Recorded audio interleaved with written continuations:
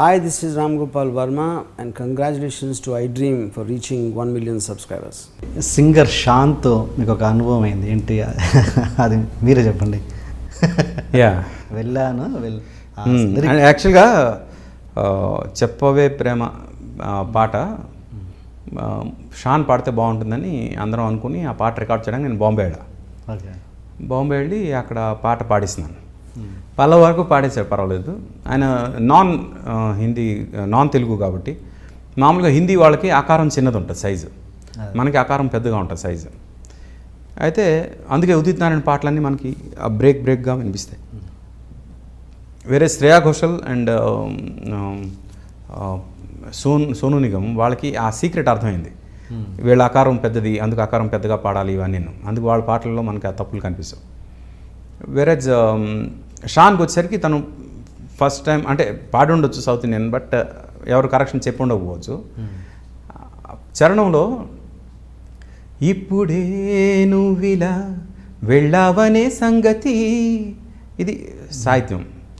అయితే ఆయన పాడుతున్నాడు ఇప్పుడే నువ్విలా వెళ్ళవనే సంగతి అంటే, సార్ వెళ్ళవనే అంటే మీనింగ్ మారిపోద్ది, వెళ్ళావనే అంటే వేరే మీనింగ్ వస్తుంది అని నేను చెప్తే ఓకే అని మళ్ళీ వెళ్ళవనే సంగతి, నాట్ వెళ్ళవనే, ఇట్ షుడ్ బి వెళ్ళావనే అంటే Singh wrong, okay let me try అని.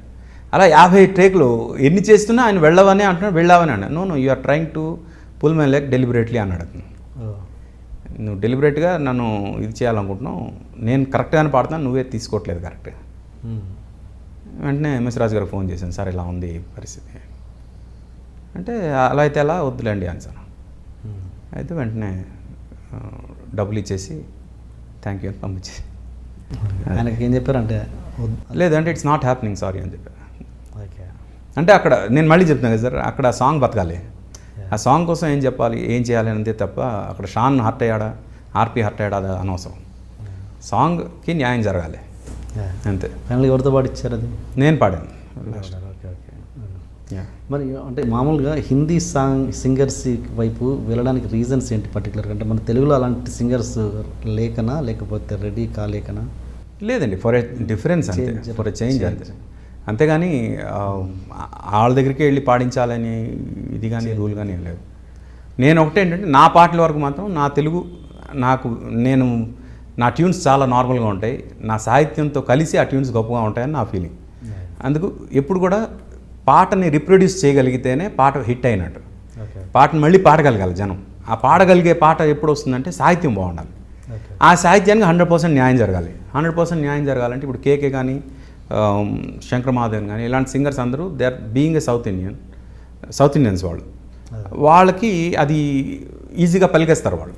అదే నార్త్ ఇండియన్స్తో పాటించేటప్పుడు వాళ్ళు కొంచెం అక్షరాలని కరెక్ట్గా పలకలేకపోవచ్చు. అందుకు వాళ్ళతో పాటించేటప్పుడు కొంచెం జాగ్రత్త తీసుకోవాలి, కానీ సాహిత్యం బాగా వినిపించాలి. అందుకు నేను సాహిత్యం బాగా వినిపించడానికి కావాల్సిన సింగర్స్నే తీసుకున్నాను ఇప్పుడు. ఇదైనా అది అంటే చాలామంది సాహిత్యం వినిపించిపోయినా పర్వాలేదు అని చేస్తున్న మ్యూజిక్ డైరెక్టర్స్ కూడా ఉన్నారు, కానీ వాళ్ళు అంతే మోతాదులో బయట పాడుకునే సందర్భం కూడా లేదు. Yeah, and also I'm against using this auto tuner in the songs. Auto tuner ఉంది చూడండి, అంటే ఈ అనూప్ కానీ తమన్ కానీ వీళ్ళిద్దరూ కూడా అది బాగా వాడుతున్నారు పాటలు. అంటే మరి మా పాటలు హిట్ అవుతున్నాయి కదా నీకేంటి ప్రాబ్లం అని వాళ్ళు అడగవచ్చు. నేనేమంటే హిట్ అంటే ఆ సినిమా కోసం హిట్ అవడం కాదు, తర్వాత కొన్ని తరాలు కూడా. ఇప్పుడు అనూప్ చేశాడు ఇది కనిపించిన మా అమ్మకు అమ్మాయి అనగా మనంలో ఎంత గొప్పగా ఉంటుంది అంటే, అలా పాడుకోగలిగే పాటలు చేయాలి. ఎప్పుడైతే మీరు ఆటో ట్యూనర్స్ వాడేస్తారో అవి స్టేజ్ ఎక్కినప్పుడు ఆటో ట్యూనర్తో పాడలేడు కదా ఎవడైనా.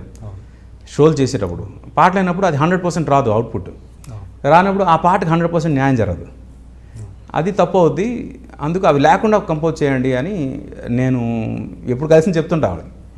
But still they feel that is the trend అని. నేను ఎప్పుడు నమ్మేది ఏంటంటే సినిమా అనేదే మనకు ట్రెండ్, మనకు వచ్చిన సినిమాని 100% న్యాయం చేయడమే అదే ట్రెండ్. అది కాకుండా ఇది ట్రెండ్ కాబట్టి ఇది చేస్తున్నాం అనేది తప్పు అంటాం. అండ్ నాకు ఒక విషయం తెలిసింది ఏంటంటే మీకు నంది అవార్డు వచ్చింది మా ఒక సినిమాకి బట్ యాక్చువల్గా మనసంతా నువ్వే సినిమాకి అవార్డు ఇచ్చారు. బట్ మీరు జ్యూరీ మెంబర్స్ దగ్గరికి వెళ్ళి రిక్వెస్ట్ చేసి మరి నువ్వు నేనుకి మార్చుకున్నారంట. ఎంతవరకు లేదు, నిజంగా అది అంటే అక్కడ జ్యూరీ ఎవరో కూడా నాకు తెలియదు. అలాంటి చీప్ పనులు నేను చేయండి సార్. జెన్యున్గా ఎవరికి రావాలో వాళ్ళకి రావాలంతే.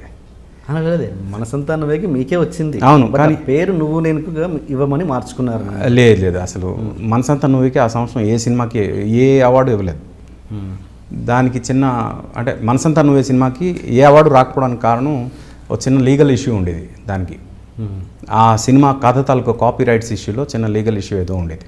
ఓకే, ఆ సందర్భంగా మనసంతా నువ్వే సినిమానే పూర్తిగా జ్యూరీ నుంచి బయట పెట్టారు, అంటే అవార్డ్స్ నుంచి బయట పెట్టారని నాకు వచ్చిన information. Okay okay, I was frankly declared for నువ్వు నేను. అవునా? బోత్ ఆఫ్ దెమ్ డిజర్వ్ రకంగా చూసుకుంటా. నాకు జెన్యున్ పర్సన్ నుంచి వచ్చిన రిపోర్ట్, అందుకని అసలు అంటే ఫ్రాంక్గా చెప్తున్నా, అది నా కోసమైనా వేరే వాళ్ళ కోసమైనా జ్యూరీ దగ్గరికి వెళ్ళి మాట్లాడేంత పరిస్థితి వస్తే మాత్రం అది చాలా తప్పండి. అది జెన్యున్గా వచ్చినట్టు కాదు. అలాంటిది నేను చేయను డెఫినెట్గా. Okay okay. ఇంట్రొడక్షన్ కొంచెం హెవీగా ప్లాన్ చేశాం. అసలు ఏంటి అన్యాయం, ఏంటి దౌర్జన్యం? 3 రోజుల నుంచి మోసం ఉన్నట్టున్నాయి ముఖాలు. ఎవర్రా మీరు? జూనియర్ ఆర్టిస్ట్ ఉన్నది కూడా లేదు కదా, ఎక్కడ పట్టాడు రా బాబు వీడిని. I love you. పోతారా రే, నాశనం అయిపోతారు. జిమ్మి అన్నారేది? ఇదే సార్ జిమ్మి. అవులే ఆన్లే అవుతున్నా నీకు. Hey where are the couple, I want to shoot. ముందు కలర్ తెలియట్టుకుని మా కండిషన్ చూడరా Kaabil. So please do subscribe to Loloke please. I Dream 1 million subscribers ki reach అయ్యిందండి. Congrats to iDream Media on reaching 1 million subscribers. iDream Media on 1 million subscribers reach చేసినందుకు all the best and congratulations to you. Congrats iDream. Keep up the good work and continue to entertain.